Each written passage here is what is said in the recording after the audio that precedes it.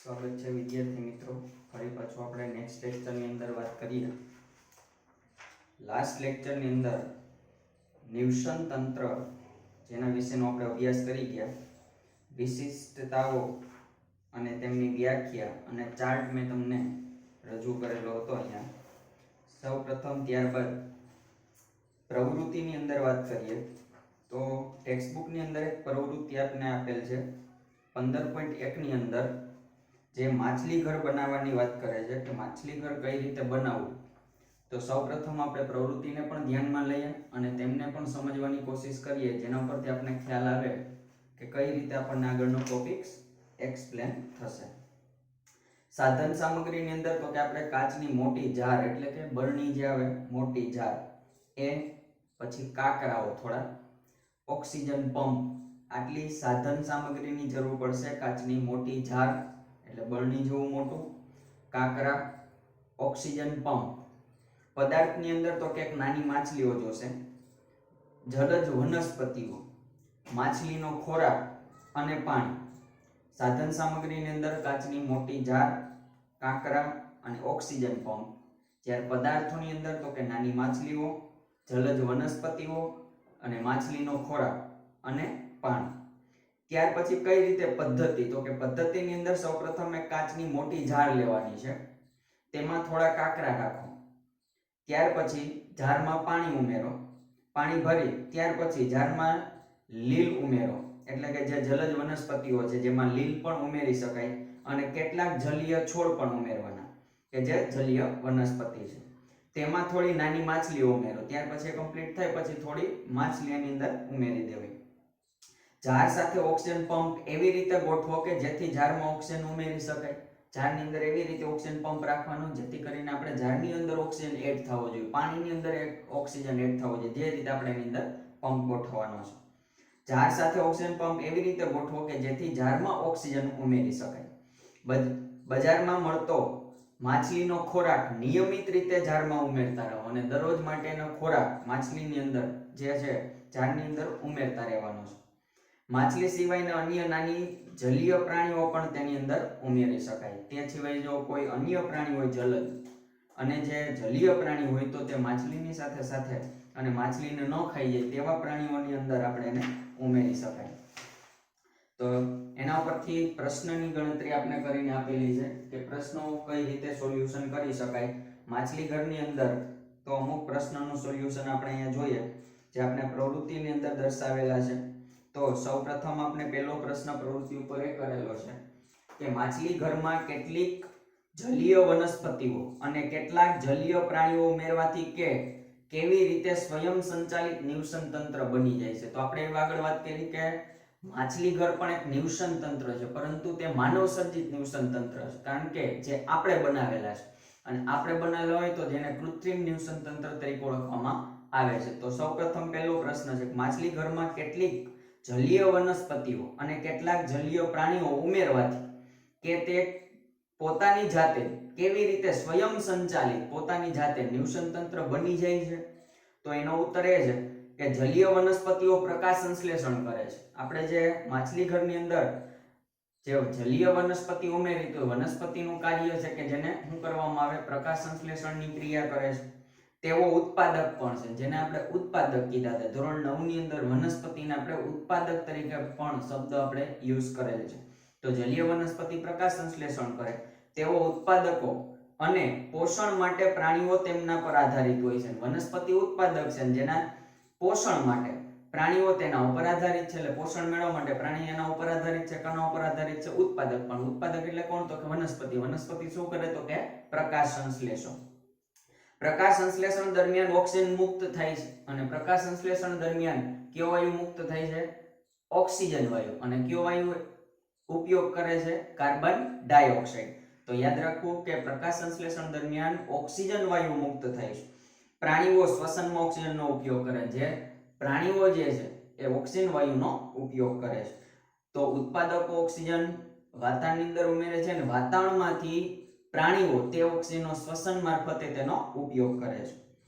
અને પાણીમાં carbon dioxide મુક્ત કરે છે, અને ઓક્સિજનનો ઉપયોગ કરે. જ્યારે પ્રાણીઓ, જલજ પ્રાણીઓ છે, એ કાર્બન ડાયોક્સાઇડ કેમાં ઉમેરે છે?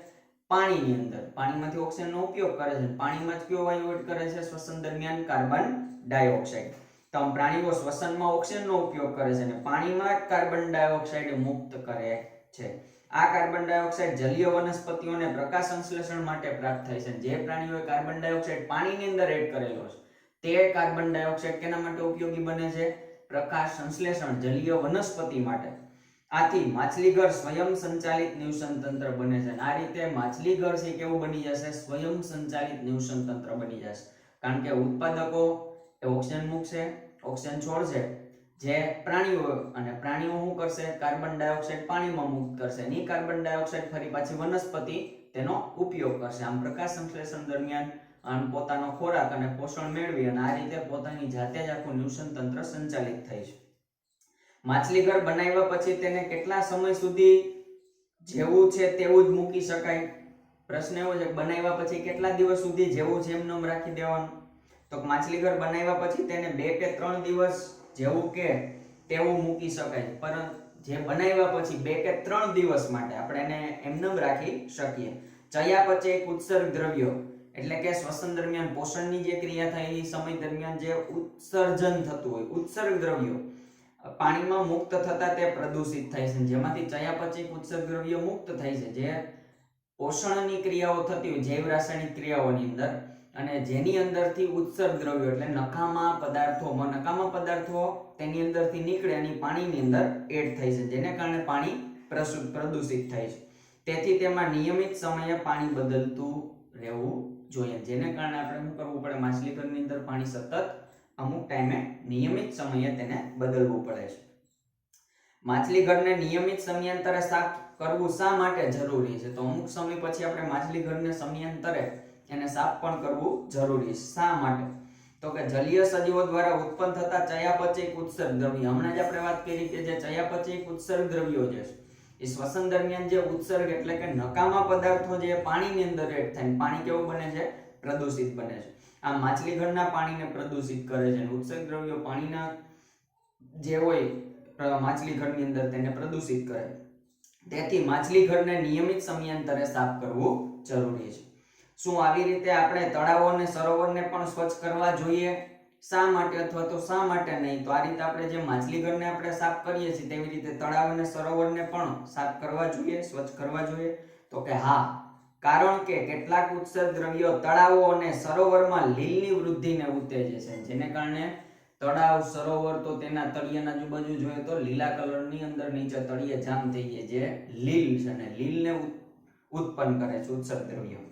તળાવ અને સરોવરની સપાટી એ લીલની વૃદ્ધિ વડે આવૃત થઈ જાય છે. તળાવ કે સરોવરની જે નીચેની સપાટી, સાઈડની સપાટી હોય તે લીલથી આવૃત થઈ જાય, તેના ઉપર લીલ ચોંટી જાય છે, અને તેથી કેટલાક ઝેરી પદાર્થો તેમાંથી મુક્ત થાય છે. એ લીલ દ્વારા કે અન્ય સજીવો દ્વારા તે ઝેરી પદાર્થો તેમાં મુક્ત થાય છે, અને પાણીમાં દ્રાવ્ય ઓક્સિજનનું પ્રમાણ ઘટાડે છે, જેને કારણે ઝેરી દ્રવ્યો જેમાં એડ થાય તો પાણીની અંદર જે ઓક્સિજન ઓગળે છે એ ઓક્સિજન ઓગાળવાની ક્ષમતામાં ઘટાડો કરે છે. હવામાંથી ઓક્સિજન પાણીમાં દ્રાવ્ય છે, જે આપણે આગળ અભ્યાસ કરી ગયા કે કેમિસ્ટ્રીની અંદર એવું કહેવામાં આવે છે કે પાણીમાં ઓક્સિજન દ્રાવ્ય છે.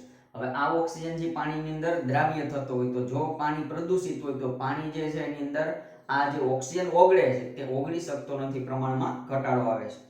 તેના પરિણામે જલીય પ્રાણીઓનું મૃત્યુ થાય છે, જેને કારણે પાણીની અંદર ઓક્સિજનનું પ્રમાણ પૂરતા ન મળતા તે જલીય જે પ્રાણીઓ છે તેનું તેની અંદર મૃત્યુ થાય છે. આથી તળાવ અને સરોવરના નિવસન તંત્રનો નાશ પામે, જેને કારણે તળાવ અને સરોવરની અંદર જે ચાલતું નિવસન તંત્ર છે તે પણ નાશ પામે. તો આમ આપણે તળાવ અને સરોવરને પણ શું કરવું પડ્યું જરૂરી છે? સ્વચ્છ કરવા જરૂરી છે. તો આમ પ્રવૃત્તિ ઉપરથી આપણે આટલા પ્રશ્ન સમજાવવા માંગે છે કે કૃત્રિમ નિવસન તંત્ર જે આપણે નિર્માણ કરેલ છે તો તેને સમયાંતરે વ્યવસ્થિત સ્વચ્છ રાખવું જોઈએ, જેને કારણે નિવસન તંત્ર છે એકદમ વ્યવસ્થિત ચાલતું રહે. તો કુદરતની અંદર પણ આપણે તેને જાળવવું પડે છે, તેની આપણે સ્વચ્છતા રાખવી પડે છે, તો જ નિવસન તંત્ર જળવાઈ રહે છે. આમ આપણી પ્રવૃત્તિ ઉપરથી આપણને આટલા પ્રશ્નોનું સોલ્યુશન મળે છે, જેને ધ્યાનમાં રાખીને યાદ રાખવા સમજવાની કોશિશ કરવાની છે.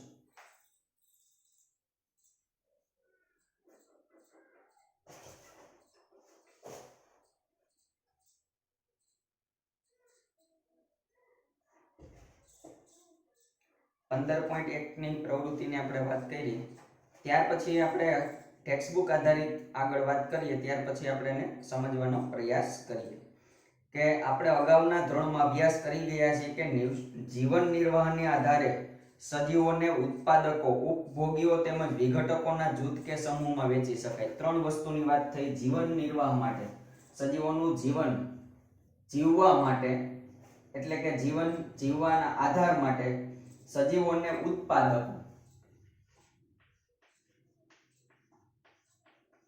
આપણે આગળના ધોરણમાં વાત કરી ગયા ઉત્પાદકો. ત્યાર પછી શબ્દ આવતો ઉપભોગીઓ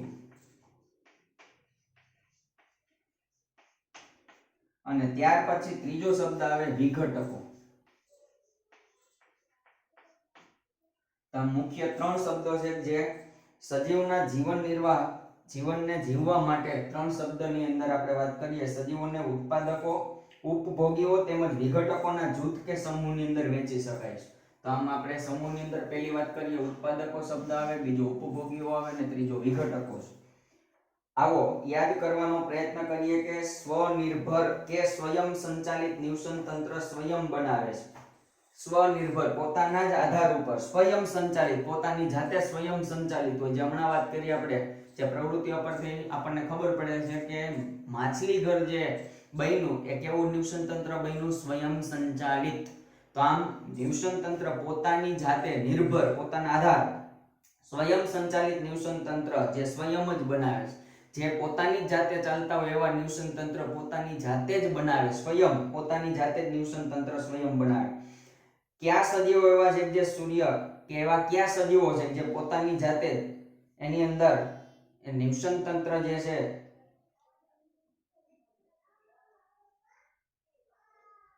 સ્વનિર્ભર કે સ્વયં સંચાલિત નિવસન તંત્ર સ્વયં બનાવે છે?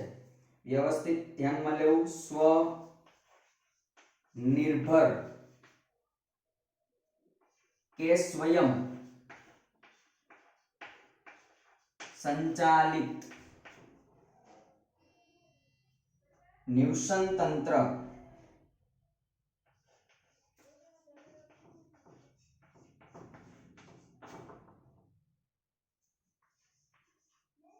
સ્વયં બનાવે છે. સ્વનિર્ભર એટલે પોતાની જાતે આધાર રાખીને બનાવતું હોય, કે સ્વયં સંચાલિત પોતાની જાતે સ્વયં પોતાની જાતે સંચાલન કરતા હોય તેવું નિવસન તંત્ર કોણ બનાવે? તો કે સ્વયં પોતે જ બનાવે છે. અને જેમાં આપણે વાત કરીએ તો કોણ છે? વનસ્પતિઓ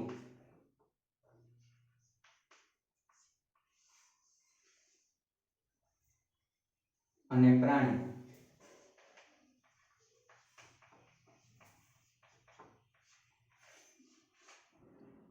કારણ કે વનસ્પતિઓ ઓક્સિજન એ પ્રાણી માટે અને પ્રાણીઓ વનસ્પતિ માટે કાર્બન ડાયોક્સાઇડનો ઉપયોગ કરીને સ્વયં રીતે પોતાની જાતે જ નિવસન તંત્રનું નિર્માણ કરે છે. કયા સજીવો સૂર્યના પ્રકાશ તેમજ ક્લોરોફિલની હાજરીમાં અકાર્બનિક પદાર્થમાંથી કાર્બનિક પદાર્થો જેવા કે શર્કરા તેમજ સ્ટાર્ચનું નિર્માણ કરી શકે? પ્રશ્ન કર્યો આપણને કે કયા સજીવો સૂર્યના પ્રકાશ તેમજ ક્લોરોફિલની હાજરીમાં, કોની હાજરીની અંદર? તો કે વનસ્પતિઓ, જે આપણે આગળ વાત કરી ગયા ધોરણ 9 ની અંદર. તો પહેલા આ શબ્દને વ્યવસ્થિત અંડરલાઈન કરજો, જેને સમજવાનો પ્રયત્ન કરજો કે સ્વનિર્ભર કે સ્વયં સંચાલિત નિવસન તંત્ર સ્વયં જ બનાવે છે. જે નિવસન તંત્ર પોતાની જાતે જ એ સ્વનિર્ભર હોય તેમની અંદર વાત કરી. પ્રશ્ન ત્યાર પછીનો કીધો કે સૂર્ય ના પ્રકાશ, આપણે વાત કરીએ જે આપણે કીધું છે સૂર્યપ્રકાશ તેમજ ક્લોરોફિલ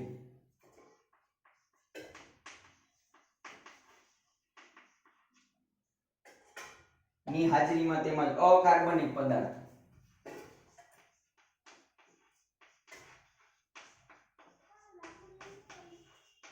અકાર્બનિક પદાર્થની અંદર જેમાં આપણે પ્રકાશ સંશ્લેષણ દરમિયાન તો કે કાર્બન ડાયોક્સાઇડ અને પાણી જેમનો ઉપયોગ કરીને ઘણીવાર એવું થાય અકાર્બનિક પદાર્થ એટલે કાર્બન ડાયોક્સાઇડ, તો કાર્બન આવે તો કે અકાર્બનિક, કાર્બન છે એટલે કાર્બનિક છે બાકી અકાર્બનિક એવો શબ્દ આવતો હોય તો આપણે જોયું અકાર્બનિક એટલે જનરલી કાર્બન ન હોય તેવું, પરંતુ એવું નથી. અકાર્બનિક એટલે જે નિર્જીવ પદાર્થમાંથી આપણને જે મળે છે એ અકાર્બનિક છે. તો આમ કાર્બન ડાયોક્સાઇડ છે આપણને વાતાવરણમાંથી પ્રાપ્ત થાય છે, તો આમ આપણને કુદરતી કે કુદરતી પરિબળ દ્વારા મળતું હોય છે. અને અકાર્બનિક પદાર્થની અંદર કાર્બન ડાયોક્સાઇડ આવે છે. એક માર્કનો પ્રશ્ન છે, ઇમ્પોર્ટન્ટ, ધ્યાનમાં લેવો. જે અકાર્બનિક પદાર્થો જેમની અંદર કાર્બન ડાયોક્સાઇડ આવે છે એટલે એવું ન ધ્યાનમાં લેવું કે અકાર્બનિક એટલે કાર્બન ન હોય તેવું, પણ કાર્બન ડાયોક્સાઇડ છે એ અકાર્બનિક પદાર્થ છે.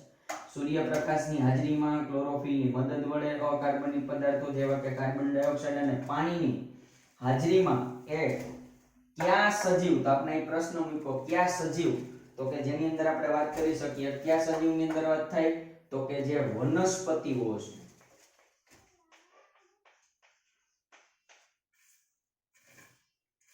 વનસ્પતિઓ સૂર્યપ્રકાશ, ક્લોરોફિલ, અકાર્બનિક પદાર્થો એટલે કે કાર્બન અને પાણી જેવા અકાર્બનિક પદાર્થોનો ઉપયોગ કરીને જે શું કરે છે, અકાર્બનિક પદાર્થમાંથી કાર્બનિક પદાર્થનું, આ અકાર્બનિક પદાર્થનું કેમાં રૂપાંતર કરે છે, કાર્બનિક પદાર્થમાં. જેવા કે શર્કરા તેમજ સ્ટાર્ચનું નિર્માણ કરે છે, જેમની અંદર કાર્બનિક પદાર્થો જેમ કે શર્કરા તેમજ કેનું નિર્માણ કરે છે તો કે સ્ટાર્ચનું.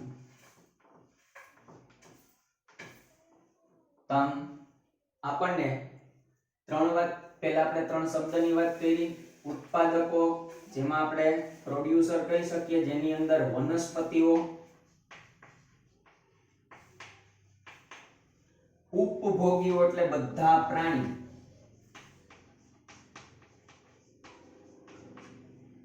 વિઘટકો એટલે મોટા ભાગના બેક્ટેરિયા,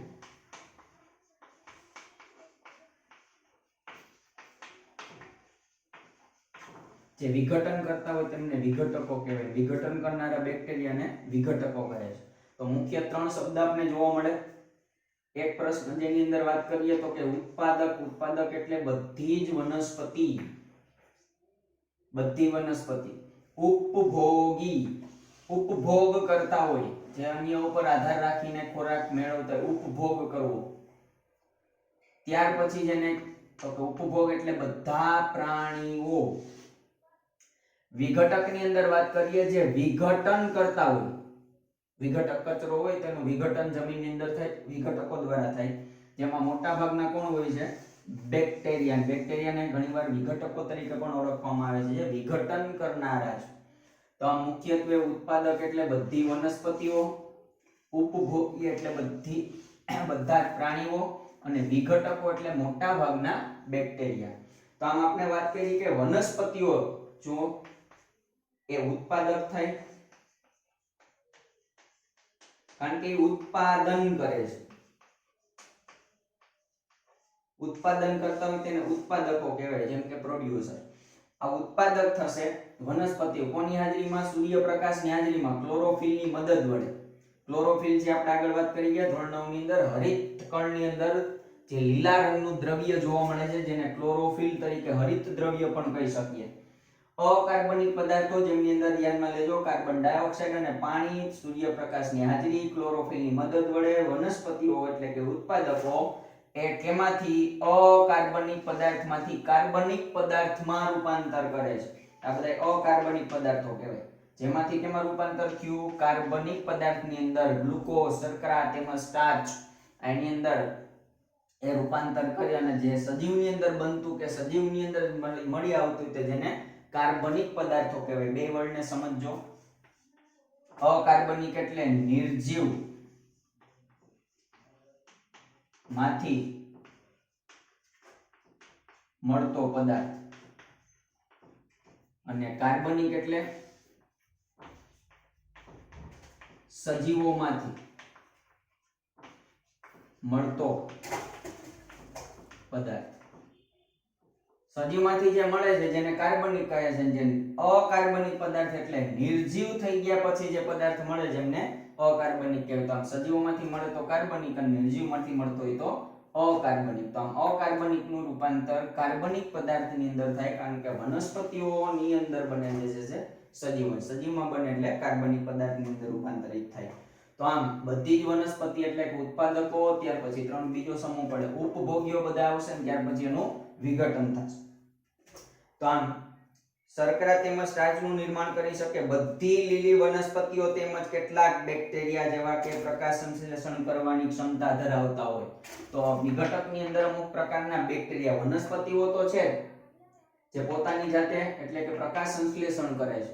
તો આમ પ્રકાશ સંશ્લેષણ દરમિયાન કાર્બનિક પદાર્થમાં તેમજ અન્ય પ્રકાશ સંશ્લેષણીય બેક્ટેરિયા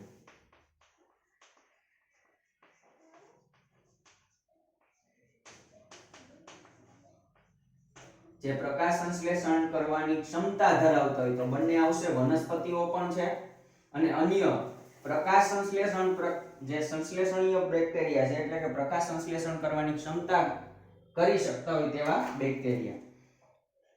જેમાં પ્રકાશ સંશ્લેષણ કરવાની ક્ષમતા હોય તેવા આ વર્ગની અંદર સમાવાય છે. તો આ બધા ઉત્પાદકની અંદર આવશે, જેમાં બધી વનસ્પતિ અને પ્રકાશ સંશ્લેષણીય બેક્ટેરિયા એવું લખી શકાય.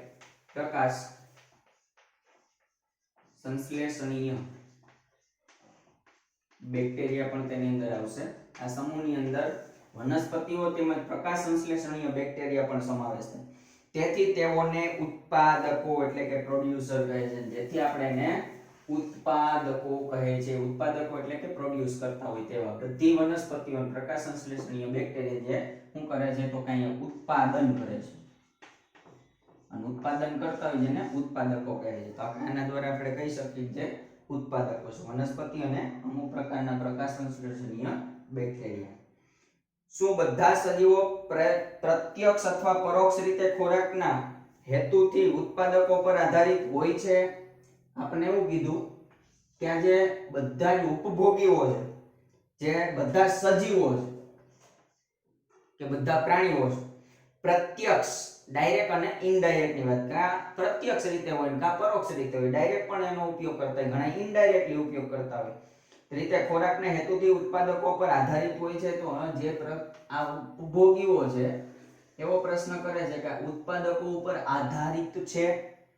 જો આ સજીવો કે જે ઉત્પાદકો દ્વારા ઉત્પાદિત થયેલા ખોરાક પર પ્રત્યક્ષ અથવા પરોક્ષ રીતે નિર્ભર હોય છે. તો આપણે બે રીતે જે ઉપભોગીઓ છે એ વનસ્પતિ એટલે કે ઉત્પાદકો ઉપર એક તો પ્રત્યક્ષ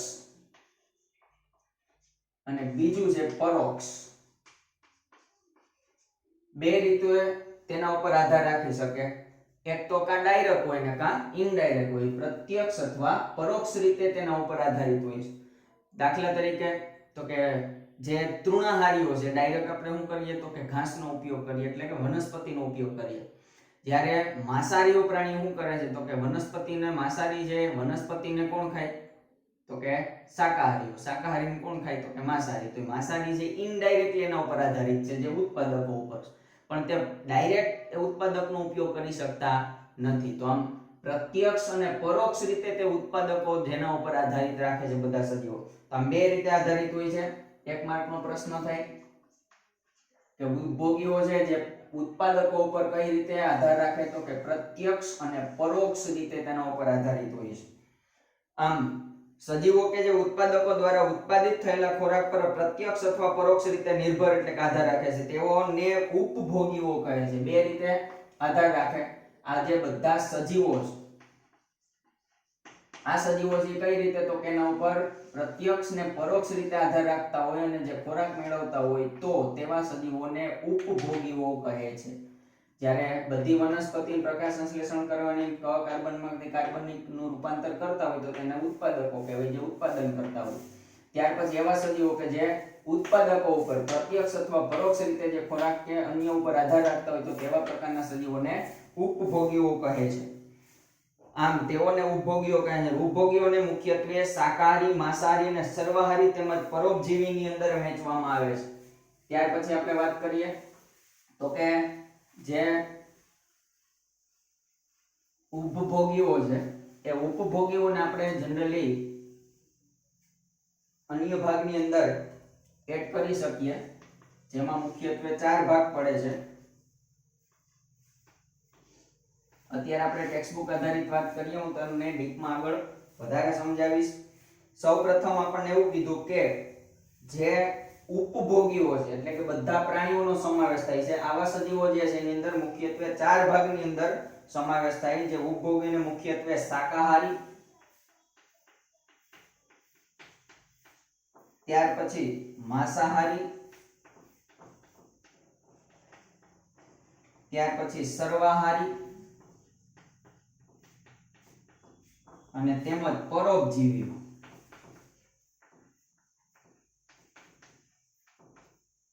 તો આવા બધા ઉપભોગની અંદર આવે. શાકાહારી પ્રાણીઓ આવી જાય, માંસાહારી બધા પ્રાણીઓ આવી જાય, સર્વાહારી એટલે મિશ્રાહાર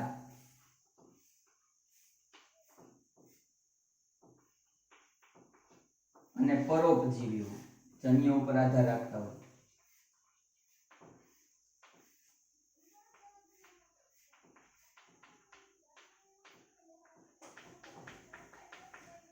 જન્ય ઉપર ખોરાક મેળવતા હોય.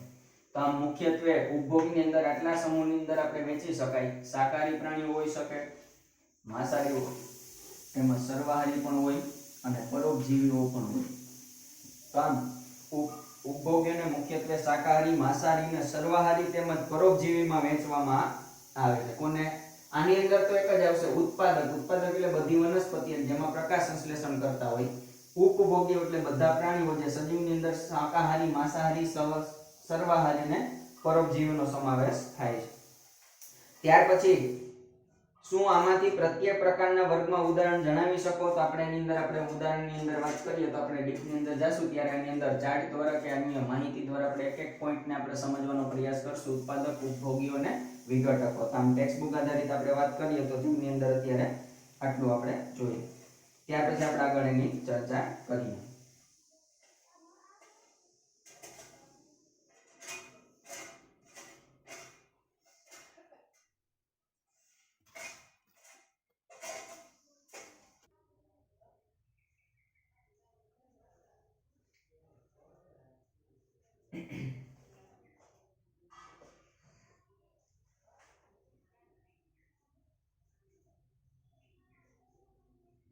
તો ત્યાર પછી આપણે આગળ વાત કરીએ. જેમની અંદરથી શોર્ટમાં આપણે જે વાત કરી, જેમાં નિવસન તંત્રના ઘટકો સૌપ્રથમ આપણે વાત કરી હતી કે જૈવિક અને અજૈવિક, જે આપણે આગળ સજીવો અને નિર્જીવની વાત કરી. નિવસન તંત્રના ઘટકો મુખ્ય 2 છે. એક અજૈવિક ઘટકો છે અને એક જૈવિક ઘટકો છે. મુખ્ય 2 ઘટકો. એક માર્કનો પ્રશ્ન પૂછાય, નિવસન તંત્રના મુખ્ય 2 ઘટકો જણાવો અથવા તો ઘટકો જણાવો. તેના મુખ્ય 2 ઘટકો છે, એક અજૈવિક અને એક જૈવિક. અજૈવિક ઘટકો જે આપણે વાત કરી ગયા બધા નિર્જીવ ઘટકો છે. અજૈવિક ઘટકની અંદર બધા નિર્જીવ ઘટકોનો સમાવેશ થાય. ઉદાહરણ તરીકે યાદ રાખવાનું: ભૂમિ, પ્રકાશ, તાપમાન, પવન, ભેજ, વરસાદ, ખનિજ દ્રવ્ય તેમજ તત્વો, ઝાકળ વગેરે. જે અજૈવિક, જે આપણને નિર્જીવ ઘટક તરીકે ઓળખવાના, કુદરતી પણ હોય છે. તો આમ ભૂમિ, પ્રકાશ, તાપમાન, પવન, ભેજ, વરસાદ, ખનિજ દ્રવ્ય, તત્વો, ઝાકળ વગેરે જેવા બધા નિર્જીવ ઘટકોનો સમાવેશ તેની અંદર થાય, અજૈવિક ઘટકની અંદર. એટલે પહેલો ઘટક થશે નિવસન તંત્રનો અજૈવિક ઘટકો, જેમાં બધા નિર્જીવ ઘટકોનો સમાવેશ થાય. જેમના ઉદાહરણ તરીકે યાદ રાખવામાં આવે એક માર્કના પ્રશ્નની અંદર, જેમાં બે મુખ્ય ઘટકની અંદર બીજો ઘટક છે જૈવિક ઘટક. જૈવિક એટલે બધા સજીવો, જૈવિક ઘટક એટલે બધા સજીવો, જ્યારે અજૈવિક એટલે બધા નિર્જીવ. તમને બે શબ્દ જ્યારે વારંવાર આવે તો પહેલા તમને યાદ હોવું જોઈએ અજૈવિક એટલે કોણ હોય, નિર્જીવ ઘટકની વાત થતી હોય. જૈવિક એટલે કોણ હોય તો બધા સજીવની વાત થતી હોય. જૈવિક ઘટક બોલે એટલે સજીવની વાત થાય, અજૈવિક બોલે એટલે નિર્જીવ ઘટકની વાત થાય. યાદ રાખજો જૈવિક અને જૈવિક. હવે જૈવિકની અંદર આપણે વાત કરીએ તો બધા સજીવ, પણ બધા સજીવની અંદર મુખ્યત્વે આપણે ત્રણ ભાગ પાડ્યા હતા, ત્રણ સમૂહની અંદર એડ કર્યા હતા. એક તો ઉત્પાદક જે વનસ્પતિ હતી, હમણાં આપણે આગળ ચર્ચા કરશું ડીપની અંદર. જે આપણે ઉત્પાદક આવે એટલે આપણે પહેલું યાદ આવી જવું જોઈએ કોની વાત થતી હોય, વનસ્પતિ જે ઉત્પાદક છે. કારણ કે પૃથ્વી ઉપર એક જ એવું જે આપણે પ્રોડ્યુસર છે અને જે કોણ છે ઉત્પાદક છે, એટલે કે વનસ્પતિઓ છે. ઉપભોગીઓ બીજો સમૂહ છે સજીવની અંદર. પહેલા ઉત્પાદક બધાય સજીવો હોય, જેટલી વનસ્પતિ છે બધી. ઉપભોગી એટલે બધાય પ્રાણી આવી જાય. ઉપભોગીની વાત થાય એટલે યાદ હોવું જ જોઈએ કોણ હોય તો બધા પ્રાણી હોય. પછી આપણે હોય સામાજિક, જંગલી જે પણ હોય બધાય આવી જાય. પ્રાણી એટલે બધાય.